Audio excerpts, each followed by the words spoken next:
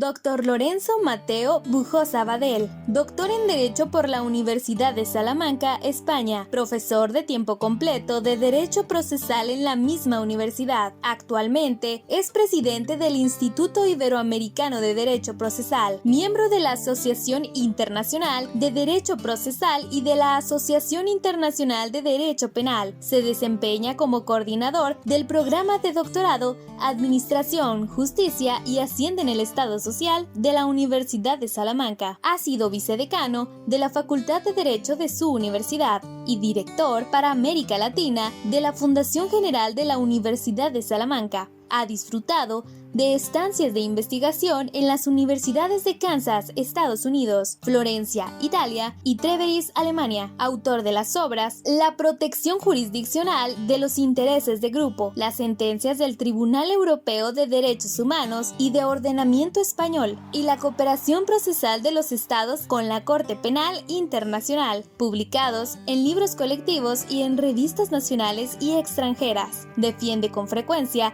sus ponencias en congresos, jornadas, conferencias tanto nacionales e internacionales, investigación y docencia con sentido social.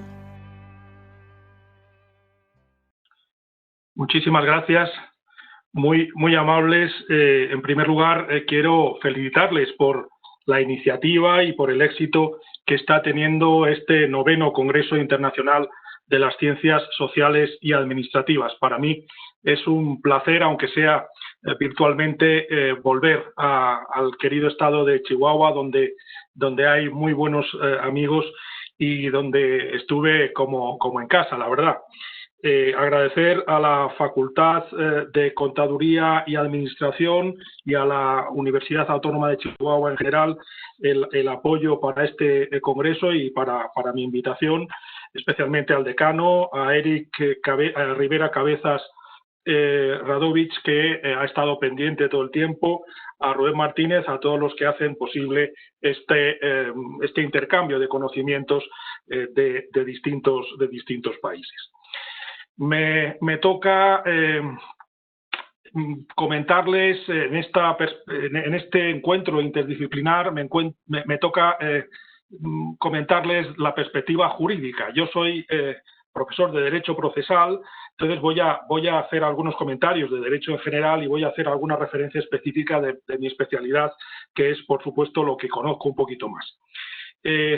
La pandemia y el derecho creo que tiene que partir, como supongo que estamos haciendo todos. Yo no he podido, lamentablemente, asistir a las anteriores conferencias porque tenía yo mismo un congreso aquí en el doctorado que coordino en Salamanca. Pues todos partimos de una serie de evidencias. La primera evidencia tiene que ver con un factor que indirectamente tiene unas consecuencias jurídicas inmediatas. La pregunta es si el COVID o la COVID-19 es una pandemia anunciada. Justamente estaba yo leyendo algunos libros, algunas materias que no tienen que ver con el derecho, pero entre ellas me parece que es muy importante, muy interesante el estudio divulgativo, que se entiende aún sin especialización previa, de David Quammen, de su libro Contagio, que se ha publicado en el año 2020 en español, pero que en inglés estaba ya en 2012. En 2012 este libro, que tiene el nombre de Spillover, Contagio, infecciones animales y la pandemia humana próxima.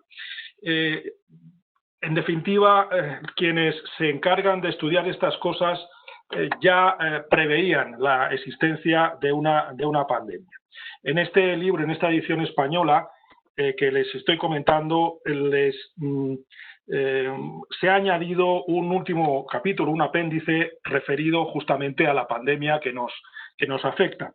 Y hay aquí un comentario interesantísimo que les voy a leer, es muy breve. Las circunstancias actuales también incluyen burócratas que mienten y ocultan las malas noticias y representantes públicos que se jactan ante la multitud de talar bosques para crear puestos de trabajo en la industria maderera y agrícola, o de reducir los presupuestos públicos destinados a sanidad e investigación. Es decir, ¿se trataba de una pandemia anunciada? Probablemente sí, probablemente podemos decir que ya podía haberse previsto, y esto ha dado lugar, no estoy lejos del derecho, ha dado lugar ya a tratar de iniciar procesos por responsabilidad, por imprevisibilidad, ¿no? Por no atender a las necesidades que una pandemia podía llevar. Pero es evidente que hubo una incredulidad, no se puso la posibilidad de una pandemia entre los riesgos más evidentes, más necesarios y que necesitaban una atención por parte de los poderes públicos. Podemos hablar de incredulidad inicial de los poderes públicos y de necesidad de correr, necesidad de improvisar ante la situación que se nos ha venido encima a partir de febrero, marzo, sobre todo en España. Y desde ahí, desde entonces, estamos en una continua y masiva situación de incertidumbre, una incertidumbre de escala global, de escala mundial, que es justamente lo contrario a lo que necesita el derecho. El derecho está asentado sobre unas exigencias de lo que llamamos seguridad jurídica, de certeza para permitir establecer las relaciones jurídicas estables, pero los factores, la situación, el entorno no ha sido nada propicio a esta seguridad jurídica. Desde luego nos hemos encontrado ante una situación excepcional, aunque, como digo, podía haberse previsto y no le hicimos suficiente caso cuando, por ejemplo, en España teníamos ya noticias de que en Italia, en el norte de Italia, había grandes masas de contagios, pero en España todavía no se tomaron medidas radicales hasta días después. Para contarles la situación actual, simplemente una ilustración, acaban de enviarnos las últimas noticias en las que aparecen como que ha habido 8.866 casos nuevos, con 4.410 contagios solo en las últimas 24 horas en España, 34 fallecidos.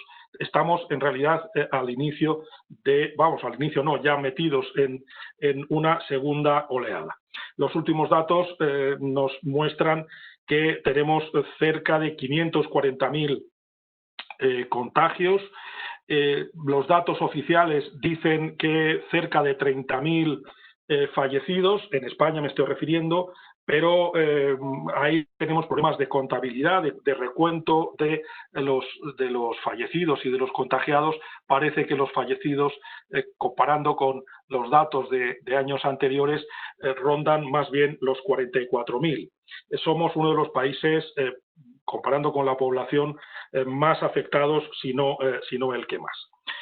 Como es evidente, una situación excepcional plantea la necesidad de responder excepcionalmente también a través del derecho.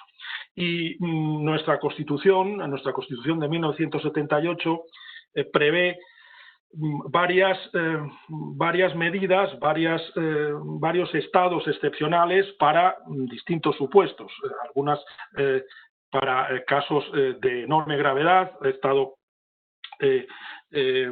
estados excepcionales que pueden desglosarse en distintos elementos, de enorme gravedad, de gravedad media, de gravedad inferior, que permiten una disposición, una limitación, una restricción, suspensión incluso de derechos fundamentales.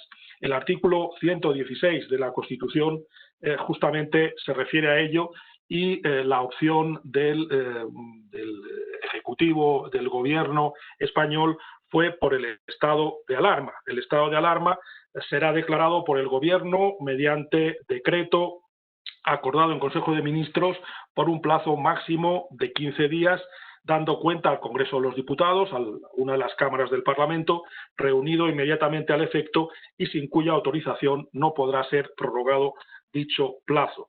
El decreto determinará el ámbito territorial al que se extienden los efectos de la declaración. En realidad, la prórroga por 15 días, aunque en una de ellas el Gobierno quiso prorrogarlo por un mes, en una interpretación forzada de este artículo, se prorrogó hasta el 21 de junio. Lo que pensábamos que duraría un mes o duraría incluso 20 días o menos, pues en realidad duró mucho el estado de alarma, el estado que permitió el confinamiento, permitió el encierro de todos los españoles. El ámbito territorial fue toda España y lo que se hizo fue aplicar una ley específica que se refiere a estos estados excepcionales de alarma, excepción y sitio, que procede cuando nos dice la Ley de Desarrollo y Orgánica 4 de 1981, cuando circunstancias extraordinarias hagan imposible el mantenimiento de la normalidad mediante los poderes ordinarios de las autoridades competentes. Las medidas a adoptar, la duración de estas medidas será en cualquier caso las estrictamente indispensables para restablecer la normalidad en la medida de lo posible. Su aplicación se realizará, por tanto, de forma proporcionada a las circunstancias. La aplicación aquí de una exigencia de proporcionalidad, como no puede ser menos cuando estamos tratando de derechos. Finalizada la vigencia de los estados de alarma, excepción y sitio, decaerán en su eficacia cuantas competencias en materia sancionadora y en orden a actuaciones preventivas correspondan a las autoridades competentes, así como las medidas concretas adoptadas en base a estas, salvo las sanciones firmes. La declaración de los estados de alarma, excepción y sitio no interrumpe el normal funcionamiento de los poderes constitucionales del Estado. Como les decía, el Ejecutivo optó por la declaración de estado de alarma y tiene alguna justificación. Esta ley, en el artículo 4, permite que se declare ese estado de alarma cuando se trata de crisis sanitarias, tales como epidemias y situaciones de contaminación graves. Parece justamente que cuando el legislador de 1981 previó esta circunstancia, pues preveía una situación como la que estamos. Lo que ocurre es que la limitación de derechos ha sido tan grande, e incluso por lo que hablaré después, la situación de confinamiento, la imposibilidad de salir de casa so pena de sanciones, salvo para ir a supermercados, a farmacias, a cuestiones elementales. Pues eso algunos constitucionalistas dicen que merecería una medida más restrictiva, que sería el estado de excepción y, por lo tanto, con otros requisitos. Bueno, son problemas de constitucionalidad en los que no voy a entrar más, pero desde luego ha habido una restricción de derechos como respuesta excepcional a esta situación. Y se concretó justamente por lo que se refiere a España, aunque obviamente esto se refleja en muchos otros ordenamientos, en muchos otros países, se concretó en este Real Decreto 463 de 2020, de 14 de marzo, por el que se declara el estado de alarma para la gestión de la situación de crisis sanitaria ocasionada por el COVID de 2019, por el coronavirus SARS-CoV-19 o COVID-2. El contenido de este decreto es interesante. Debemos mencionar que, por supuesto, su fin central es la declaración del estado excepcional.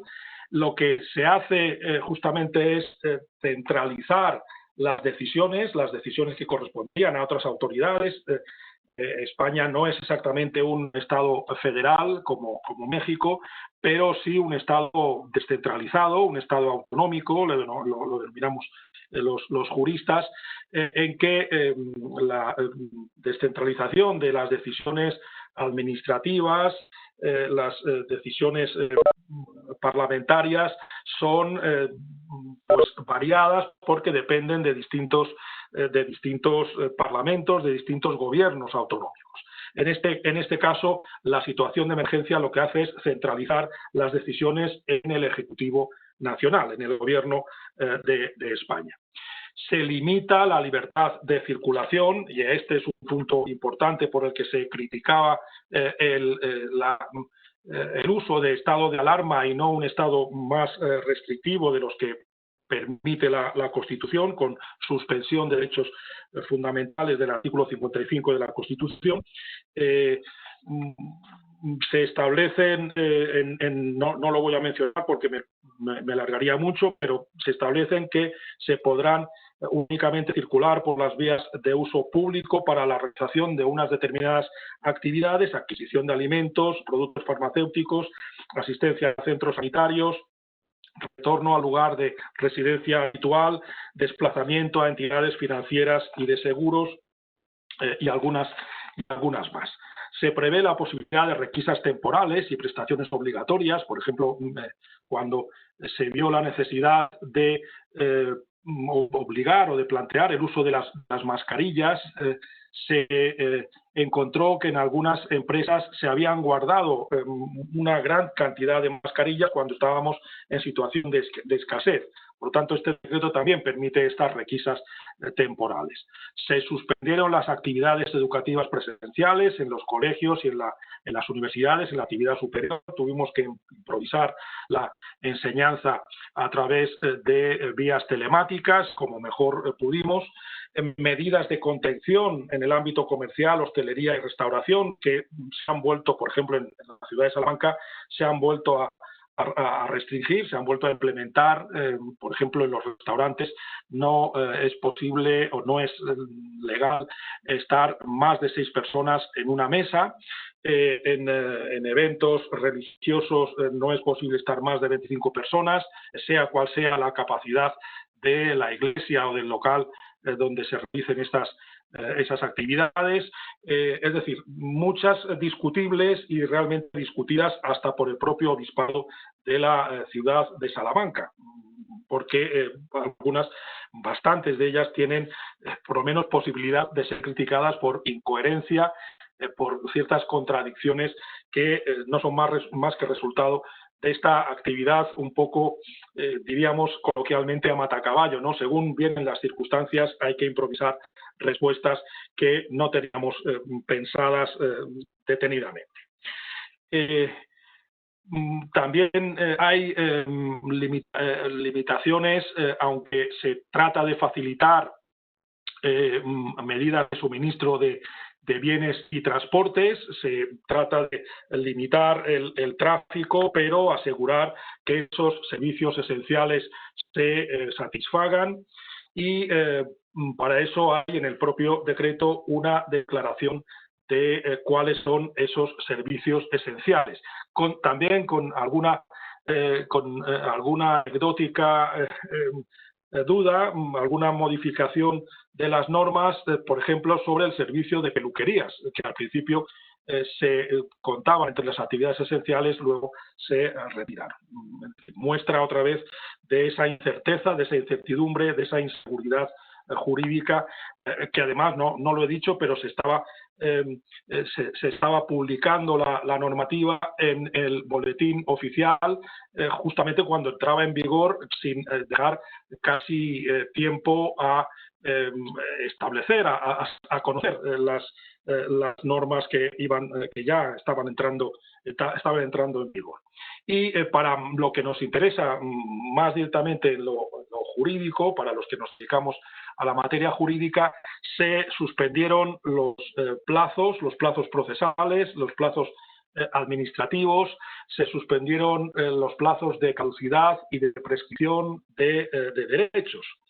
Por lo que se refiere a los juzgados, se establecieron que el cómputo de plazos se reanudaría en un principio, dice el propio Real Decreto de alarma, en el momento en que pierda vigencia el presente Real Decreto o, en su caso, las prórrogas del mismo, es decir, en cuanto cesara la situación de alarma. La verdad es que fue un poco antes, fue unas cuantas semanas antes que a través de cuando se aprobaron una de las prórrogas por parte del Parlamento, se reanudaron los plazos administrativos, el 1 de junio y el 4 por los plazos procesales, los plazos relativos a los juzgados y a los tribunales.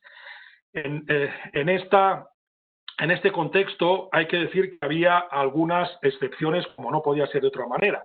Las actividades urgentes de los juzgados y de los tribunales no se podían suspender, y así como en otros países, estoy recordando por ejemplo en Argentina, que había una norma muy parecida pero genérica, los tribunales tenían que interpretar cuáles eran las actividades necesarias y urgentes que no se podían suspender, y eso dio lugar a diversidad de opiniones en los distintos tribunales.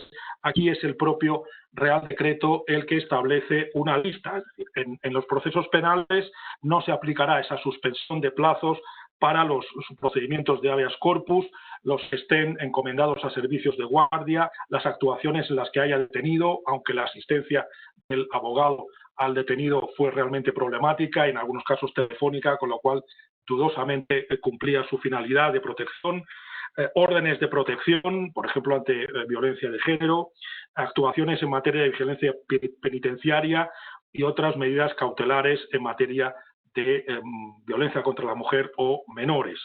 También aquellas actuaciones urgentes en la investigación penal, que en España, salvo por lo que se refiere a procesos penales de menores, corresponden al juez de instrucción.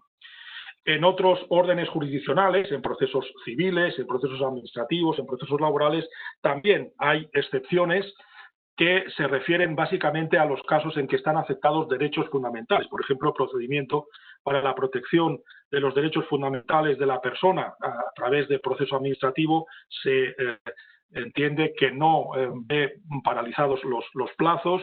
Los procedimientos de conflicto colectivo y la tutela de derechos fundamentales y libertades públicas en la jurisdicción, en el orden jurisdiccional social, tampoco se suspende los plazos. Y en lo civil, en los casos de internamiento no voluntario por razón de trastorno psíquico y los casos de adopción de medidas o disposiciones de protección del menor que están en el Código Civil en el artículo 158. En relación justamente con esta cuestión de derecho de familia de menores, se planteó otro ejemplo interesante sobre la incoherencia, la inseguridad, la incertidumbre.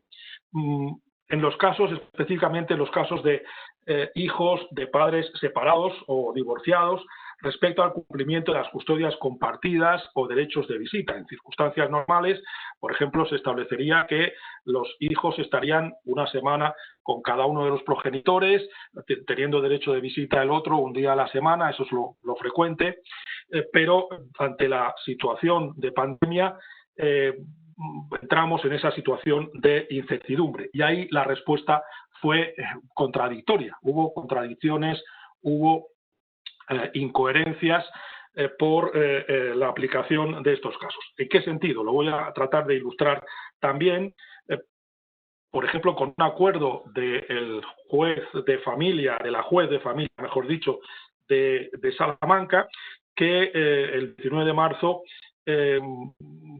estableció, casi legislando, estableció que iba a interpretar de la forma siguiente, en un comunicado, en un acuerdo que fue publicitado a través de medios de comunicación. Se estableció que, en primer lugar, tendría, como creo que no podía ser de otra manera, tendría prioridad el acuerdo entre los progenitores. Si hay acuerdo entre los progenitores, no habría mayor problema. Esto, la verdad es que se aplicó en general. El problema estuvo en la posición subsidiaria, en la duda, en caso de que no haya acuerdo entre los progenitores de cómo proceder, pues el juez de Salamanca, en ese acuerdo al que estoy refiriéndome, dijo que había que suspender el régimen de visitas y el régimen de cambio de custodia. Debería permanecer el menor con el que esté en la actualidad, en el momento en que parece ser en el momento en que se dicta esta norma que tiene un efecto cuasi legislativo, como pueden ver.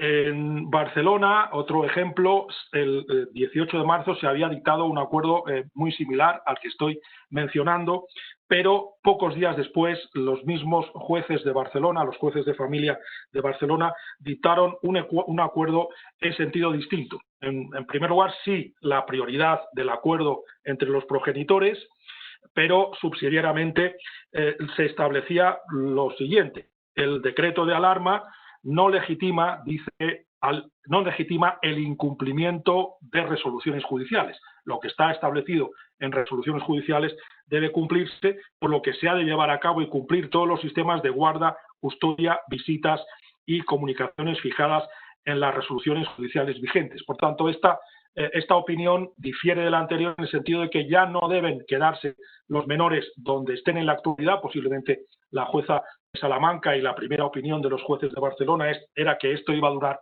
poco tiempo y que los niños podían estar una semana o dos más con el progenitor con el que estuvieran en ese momento, pero la verdad es que no, es evidente que no ha sido así. Entonces, lo que se insistió en estos otros acuerdos era que se cumpliera lo que establece la disposición judicial que haya ordenado el derecho, que haya declarado el derecho de visitas o la custodia compartida, y por lo tanto que se siguieran procediendo a cumplir con el derecho de visitas, al cambio de custodia, siempre, por supuesto, evitando la propagación del coronavirus, evitando los contagios. Por tanto, se dice específicamente si hay síntomas o si no hay síntomas, pero se ha dado positivo en los casos de asintomáticos, es preferible que la guarda y custodia la ostente el otro progenitor, entendiendo que concurre causa de fuerza mayor y siempre facilitando la comunicación a través de medios telemáticos entre el hijo y aquel progenitor que no lo tenga a su cargo. La razón de esta modificación, como les digo, los jueces de Barcelona cambiaron de opinión y dictaron otro acuerdo días después, está fundamentada justamente en que el Consejo General del Poder Judicial, el día 20 de marzo, dictó una resolución en la que dejaba a los jueces competentes el establecer lo que consideran oportuno, pero establece una regla interpretativa general en la que se viene a decir que se cumplan las resoluciones judiciales, que se cumpla lo que se dijo en cada una de las resoluciones judiciales, porque el hecho de que estemos en esa situación, en el estado de alarma, con todas las restricciones, no legitima, como se dice explícitamente por estos acuerdos, no legitima el incumplimiento de resoluciones judiciales firmes, o no firmes, pero que ya deben estar ejecutándose. A partir del 14 de marzo, en que entramos en estado de alarma, vinieron numerosas nuevas normas dictadas por distintos ministerios, muchas por el Ministerio de Sanidad, pero también otros ministerios utilizaron esa posibilidad de concentración de poderes para reglar infinidad de cosas. Lo más destacado fue el cumplimiento de esas exigencias de confinamiento, salvo declaradas excepciones, que pues llegaron en algunos casos a ser dramáticas, porque no es lo mismo quien está confinado en una casa con jardín, en la que no tiene sensación de agobio, y aquel que está en un piso de 30 metros cuadrados y no puede salir salvo que tenga que cumplir alguna de las actividades que menciona el Real Decreto.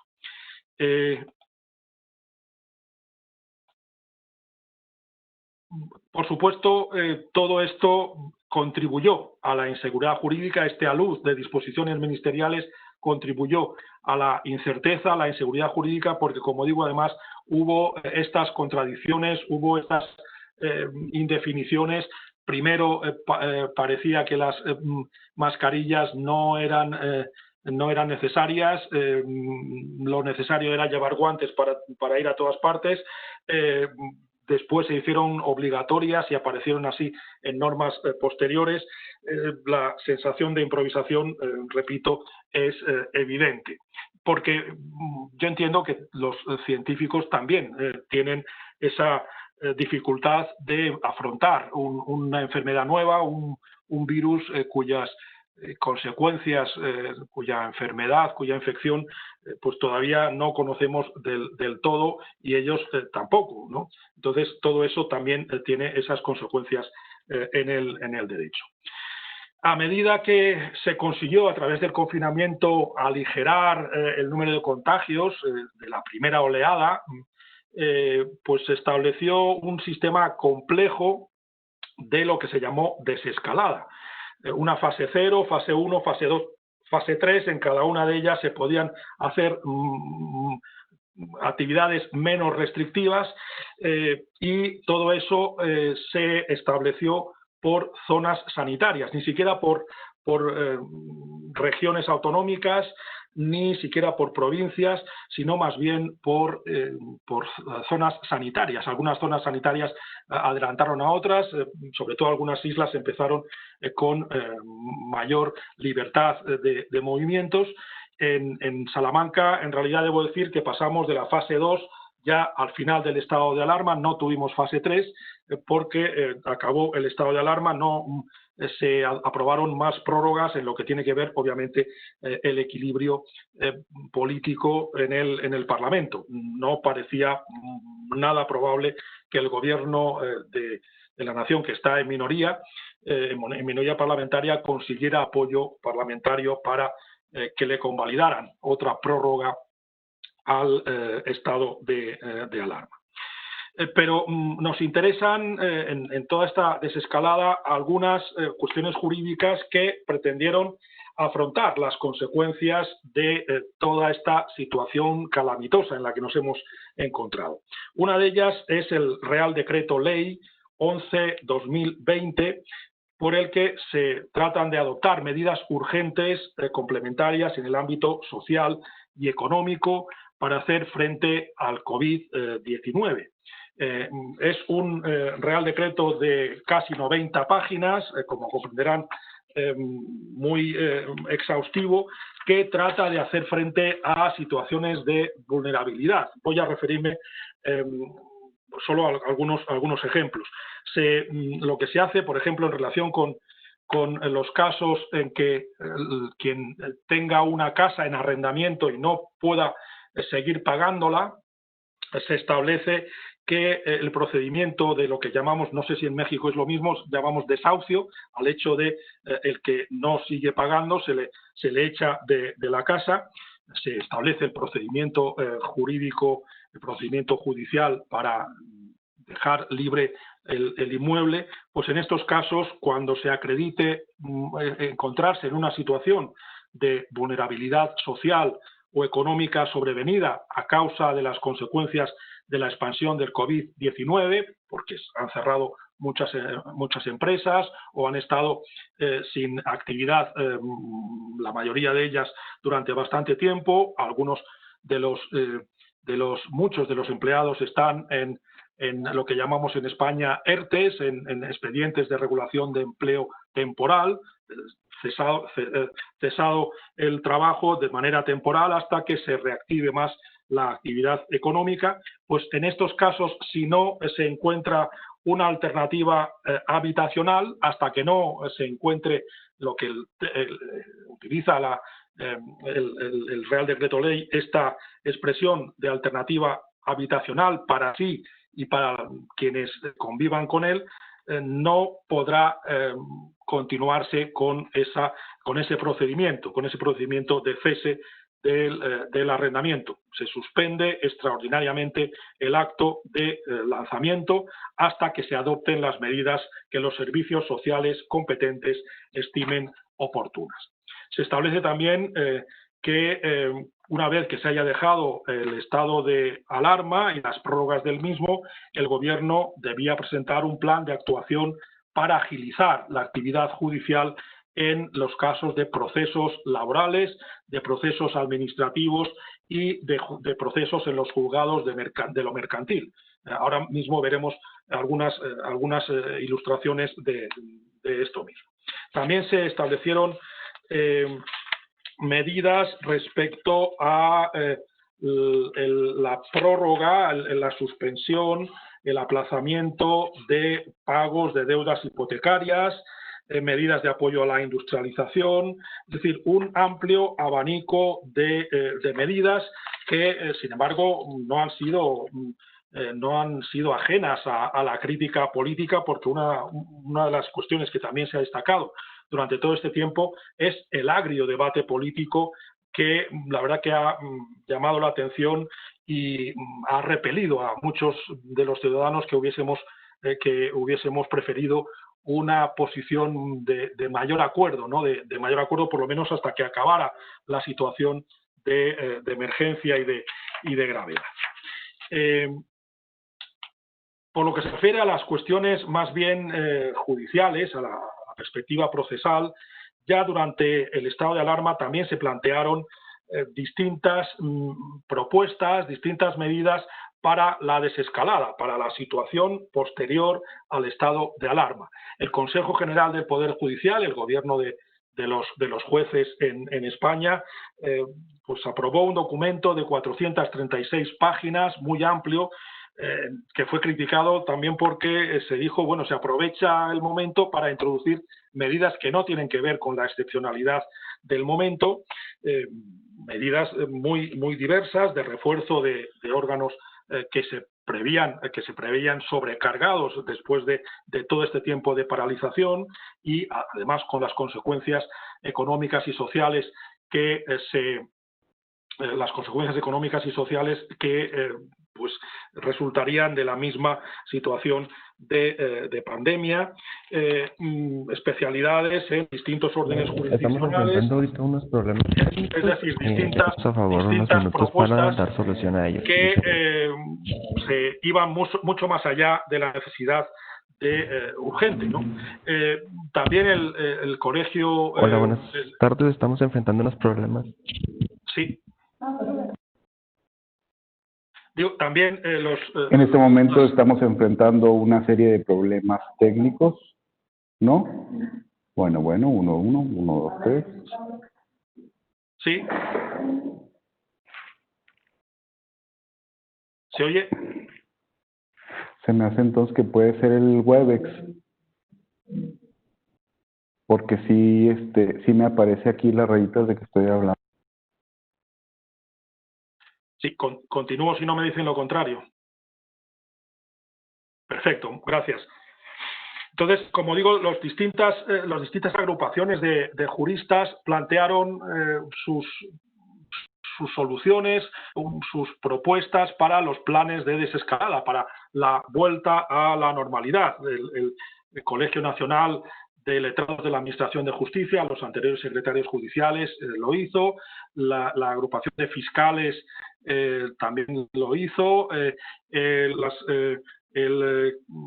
colegios de abogados también.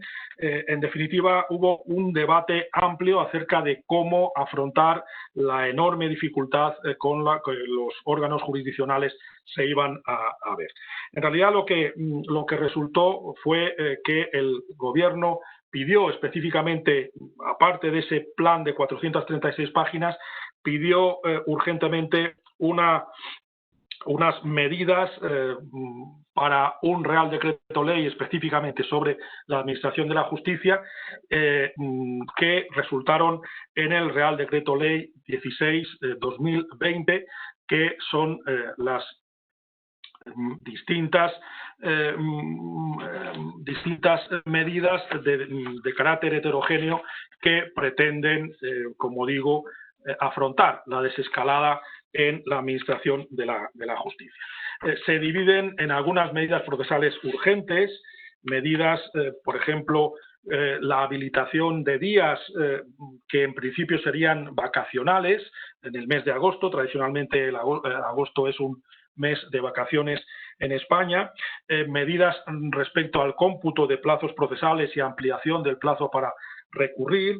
Se introduce un procedimiento de derecho de familia de manera, en principio, provisional durante el estado de alarma y hasta 3 meses después de su finalización, un procedimiento especial y sumario para poder, por ejemplo, para cuando haya habido cambios en la situación económica de quien tenía la obligación de pagar una cantidad de dinero a su pareja o obligación de alimentos con respecto a los hijos, pues si ha cambiado su situación económica, pues hay este procedimiento para reevaluar la cantidad que tiene que, para actualizar, diríamos, la cantidad que está obligado a pagar. O en los casos en que el régimen de visitas o de reparto de la custodia compartida no se haya cumplido como se establecía en las resoluciones judiciales, pues se puedan equilibrar esos excesos que hubieran tenido lugar. Se regula todo este procedimiento. Hay también la posibilidad de aplicar medidas específicas para impugnar expedientes de regulación temporal de empleo. Se habla de la tramitación preferente de algunos procedimientos.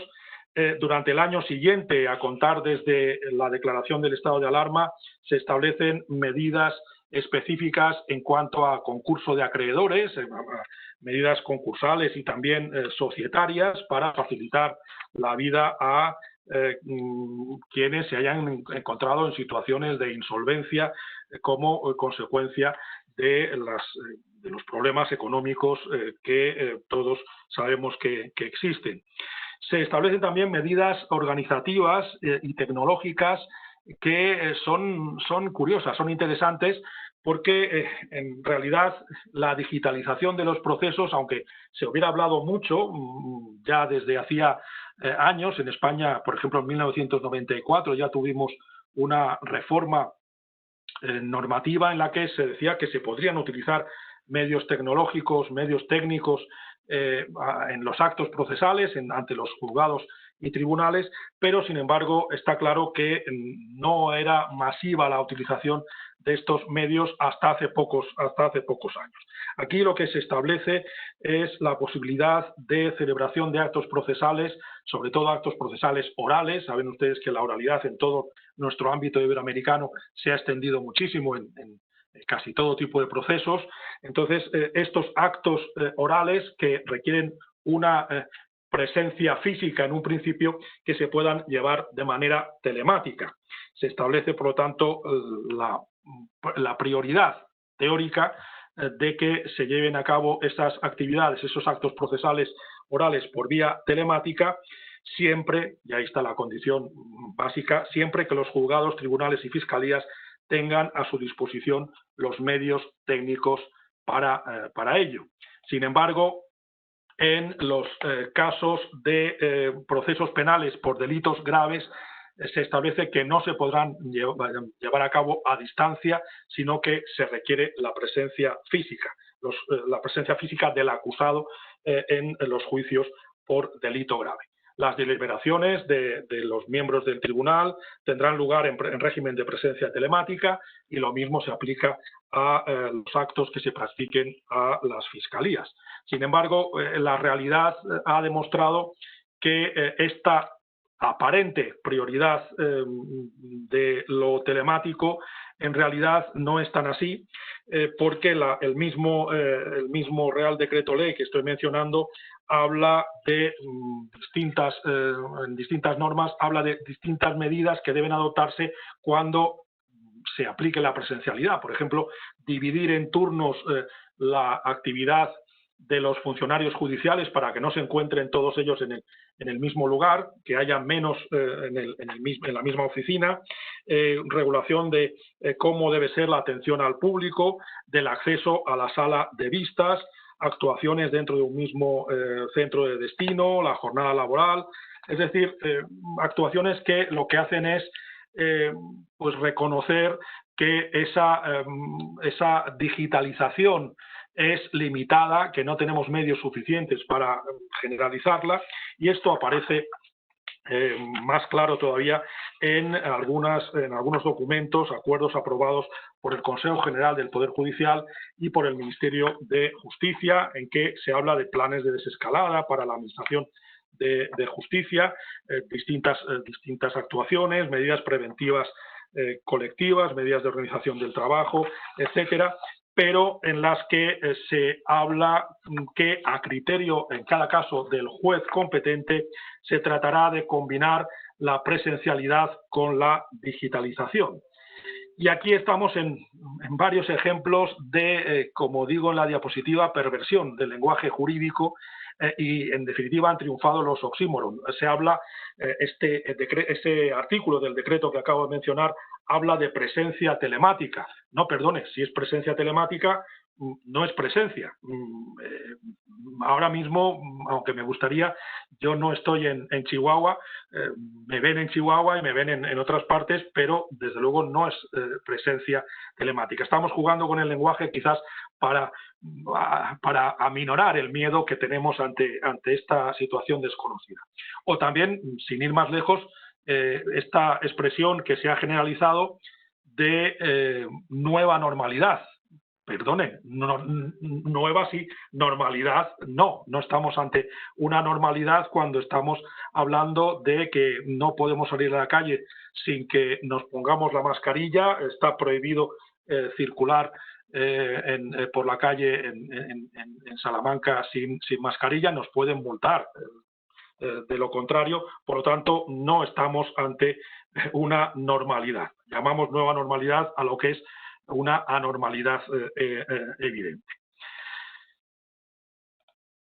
En definitiva, como les digo, se ha planteado con esta situación excepcional un bosque de normativas, un bosque de resoluciones que han dado lugar a numerosos procesos, a numerosas aplicaciones del derecho discutibles y tardaremos en salir de esa situación porque no solo hay que contar con la acumulación de asuntos, por ejemplo, que tenían los tribunales antes de que empezara todo esto, que ya las dilaciones eran evidentes, sino que además se suman la gran cantidad de casos directamente consecuencia de los problemas sociales y económicos de todo tipo que ha habido durante la pandemia. Por ejemplo, la cantidad de sanciones, algunas de ellas discutibles y extralimitadas, que se han impuesto y que se están recurriendo ante los tribunales administrativos. Por lo tanto, tendremos consecuencias a largo plazo y además, como les decía, estamos otra vez en la subida de la curva, estamos en la segunda oleada y algunas zonas de España en las que ya se habla de transmisión comunitaria, es decir, de que se nos ha ido de nuevo de las manos la situación sanitaria y, por lo tanto, hay que adoptar medidas restrictivas de nuevo, medidas de confinamiento en algunos municipios. Ahora, claro, el gobierno no se atreve, yo creo que no puede adoptar medidas nacionales porque terminaríamos de destruir la economía. La economía en agosto, para quienes no lo conozcan, es el mes de vacaciones, el mes más importante de cara a una potencia turística que es España, y yo mismo he estado en donde nací, que es zona turística, en la isla de Mallorca, este mes de agosto, y había hoteles cerrados, restaurantes cerrados. Las consecuencias económicas y jurídicas de esa situación van a ser muy penosas y se van a manifestar, todavía no se están manifestando del todo, se van a manifestar todavía más en los próximos meses. Como ven, es un tema amplísimo en el que podríamos dedicar hasta hacer una maestría sobre este asunto. Simplemente mi intención era darles una panorámica especial de cuestiones que creo que nos han afectado a los distintos países, que los gobiernos y los ciudadanos hemos afrontado de una forma bastante similar y que pues nos suscitan dudas, problemas que nos darán que hablar y que estudiar durante largo tiempo. No quisiera haberme pasado demasiado en el tiempo. Creo que puede haber algunas preguntas o algunas cuestiones que si sé, pues me encantaría aclarárselas.